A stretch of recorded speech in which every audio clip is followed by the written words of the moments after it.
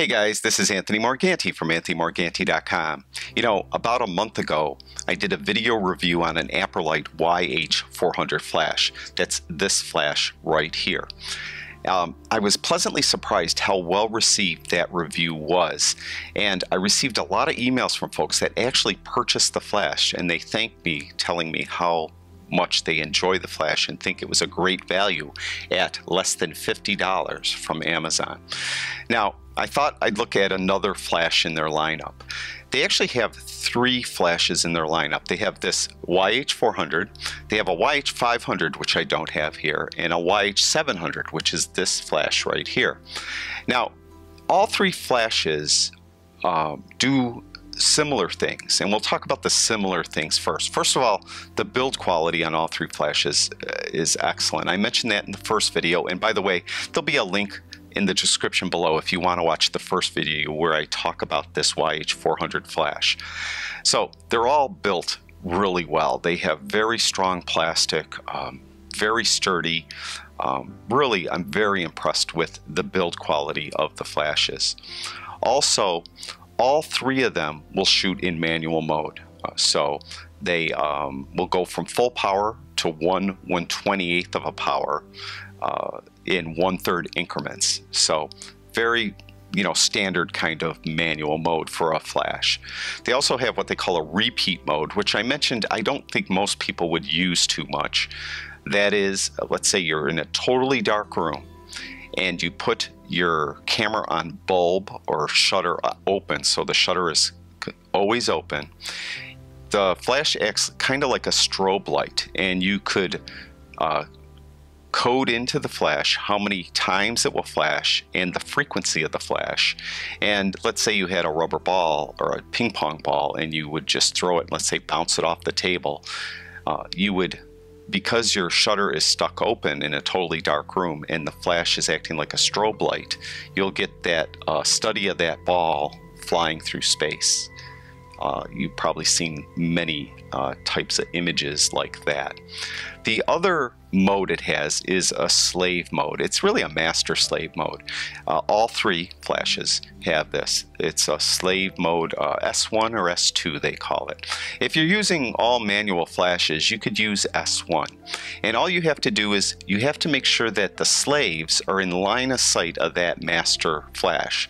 The master flash would be on the hot shoe of your camera, and you have to have it so that this little infrared receiver, which is on all the Aperlite flashes, is being seen by that flash that is acting as the master. Now, once the master flash goes off, these sense that the master flash has fired almost instantaneously, and they will fire. So that's how they work as a slave. The S2 mode is if you have a TTL flash as the master flash. What a TTL flash will do, it'll put out a pre-flash. And if you're in S1 mode, you might fool these if you're in S1 mode, and they'll flash too soon. So you would put them in S2 mode and they'll ignore the pre-flash and then flash with the second real flash that is being emitted by that master TTL flash. Now, they all will pivot 90 degrees on the vertical and 270 degrees on the horizontal, so you could bounce it off the wall, and a really effective bounce flash. All three of them have a zoom head, which will zoom from 24mm angle of view to 105mm angle of view, and all three of them have a diffuser card that will come down, and that will give you an angle of view of 14mm. So if you're really using a wide angle lens, you'd pull that down. They also have this bounce card, all three of them. So those are the similarities between all three model flashes. Now the differences. The YH500, which I do not have here, is a TTL flash. It's $10 more. It's like 59 bucks, and it's a full TTL. So what that means, for those of you that don't know, is your camera will tell the flash to put out a pre-flash before the shutter opens. This pre-flash goes out and your camera measures the flash, how it reflects back basically to the camera. Then the camera will tell the flash how much power to use for the real flash. And this happens pretty much instantaneously. You won't really notice two flashes going off normally. So that's what TTL does. It's basically an automatic flash. You don't have to worry about anything. You just put it in TTL mode, put it on the hot shoe of your camera, and fire away. And you'll get a proper exposure. Now, the YH500 does that. The YH400 doesn't. The YH700 does that as well. So it's a TTL flash. Now, that's the difference between the 400 and the 500, is that TTL capability. And it's only a $10 difference in price, so I think it's well worth it probably to get the YH500. One caveat though, the TTL, they only make it for Canon and Nikon. So if you're shooting any other brand, you're going to have to get the manual flash, the YH400. And again, watch that first video. I talk about in that video how to use the guide number to properly expose the scene using the flash. So check out that video. Now, the TTL capabilities, as I mentioned, it's only available in the YH500 and YH700, and it's only available for Canon and Nikon cameras. And the correct model you would get would have an N at the end if it's for Nikon, and a C for Canon. So a YH500C is for Canon, a YH500N is for Nikon, and the same thing with the YH700. N for Nikon, C for Canon. Now, there's a lot of differences for the YH700. A lot of things that it does that the other two flashes don't do. And that really justifies its higher price of $89. But really, $89 for what I'm going to tell you it does is very, very reasonable. First of all, it has a rear curtain, sometimes called a second curtain sync. If you ever hear of a photographer and he says he's dragging the shutter, why you would want to do that is, let's say you have a guy and he's on a skateboard and he's going across your scene left to right, and you want to use a flash on him. Typically, and you want to blur, you want him blurred, so you're using a slow shutter speed, maybe a second shutter speed. If you use a flash, the flashes typically glow at the front curtain, first curtain they call it. So as soon as the shutter opens, the flash hits and goes. So you would freeze him here, and then for the rest of the 1 second exposure, he's blurred going forward, and that doesn't look natural. So what you want is a rear curtain, sometimes called a second curtain, synced flash. And this flash, the YH700, will do that. So what happens is the curtain opens and the flash doesn't go off until the very end of the exposure. Then the flash pops, goes off, and freezes him there. So you have blur, and then he's solid at the end of the exposure. And that's more natural looking. So dragging the shutter, second curtain sync, rear curtain sync, it's all the same thing. This YH700 will do that. The other thing it does, which is what I need it for because I do this all the time, I call it high speed sync. Nikon calls it focal plane shutter, and it will do that with the Canon version of this flash also. What that means is usually the fastest shutter speed you could get from a flash, when you have a flash on your camera, the fastest shutter speed you could use is around 1/200th of a second with Canon cameras, and 1/250th of a second on Nikon cameras. Some model Nikon cameras could go up to 1/320th of a second. That's the fastest you could use. Well, if you're in a situation where you're an environmental photographer or a lifestyle photographer, or you're taking pictures of, what I do is a lot of band photography and artist photography, and they're outside, and I like to have them with like a sunset behind them. Well, the scene's real bright, and I want to still use the flash to give them some illumination in their face and whatnot. Well, to properly expose the scene, I usually have to use a very fast shutter speed, and I can't sync my flash to that fast shutter speed. Well, you can with the YH700. It has high speed sync, so I could dial in like even up to, I believe, 1/8000th of a second, and it will sync, and that's quite incredible that you could sync at such a high speed. The other thing sometimes I like to do is I like to, if I have a subject here, let's say, and I want to illuminate the subject, but I want everything else black in the background.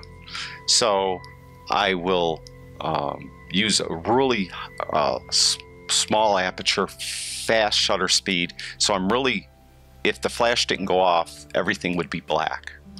But when the flash goes off, it has just illuminates my subject, and everything else falls off to black very quickly. So I could really darken the background in a lot of instances using high-speed sync. And again, Nikon calls that a focal plane shutter. Now, the other thing this flash does that the other two models don't do is it has, when you're in slave mode with the flash, it'll also work as a TTL flash. Now, the YH500 and the 400 will only work manually when you're in slave mode. So even if you have a TTL flash on the hot shoe of your camera, and you have either the YH400 or the YH500, which is a TTL flash, if you have that as a slave, you have to manually put in the flash power on that flash. With the YH700, it will work as full TTL when it is used as a slave and as a master, either or. So this is full TTL, off camera, on camera, master slave, doesn't matter. So that's a really nice advantage of this flash as well. So again, this flash, the YH400, is $49, I think maybe $49.95 at Amazon. As far as I know, they're only sold at Amazon too. Anyways, $49. Again, in the description below, there's a link where you could check out that video, and I go in more detail in that video about the guide number and what the guide number means and how the guide number compares to a Nikon SB910. Just a little hint, these flashes all have the same guide number. First of all, they're all guide numbers of 58, and that guide number, the strength of the flash, it's just a little less powerful than a Nikon SB910, and that flash is over $500. So just a tiny bit less powerful. So check out that video. That'll fill in any gaps I didn't cover in this video. And check it out. The YH400 full manual flash, the YH500 includes TTL, and the YH700 includes rear curtain sync, high speed sync, and it's also a TTL master or TTL slave. I also should mention, in that mode, when you're in TTL master slave mode, it will work with 3 different groups or 4 different channels. So you could have a bunch of these if you're so inclined, and have them all set differently. So you could have one group manual and you know, work one way, another group you know, maybe on TTL work a different way. You know, every one could be set to a different group, a different channel, and be set differently. So you know, check them out. I think judging from that first review I did, from all the people that really like the YH400, and actually a few people purchased the YH500 as well, and they wrote me telling me how well it works. Just remember though, if you buy either the YH500 or the YH700, it will only work with a Nikon or a Canon camera. The YH400 will work with Nikon and camera as well, Canon as well, but it also works with my Fuji X-T1 I mentioned. Now it's a manual flash, it doesn't do TTL, but that's nice to know if you have a different brand camera than Nikon or Canon. The YH400 works great. I didn't test to see if this YH700 will work manually with my Fuji cameras. Not sure if it does. I just didn't test it. Typically I wouldn't like to try that. I don't want to accidentally burn anything out, damage the camera, or damage the flash, because this flash only has one pin on the hot shoe, the manual flash. That's the firing pin. It tells the camera tells it to fire, and it's as simple as that, and that's pretty standard, that firing pin.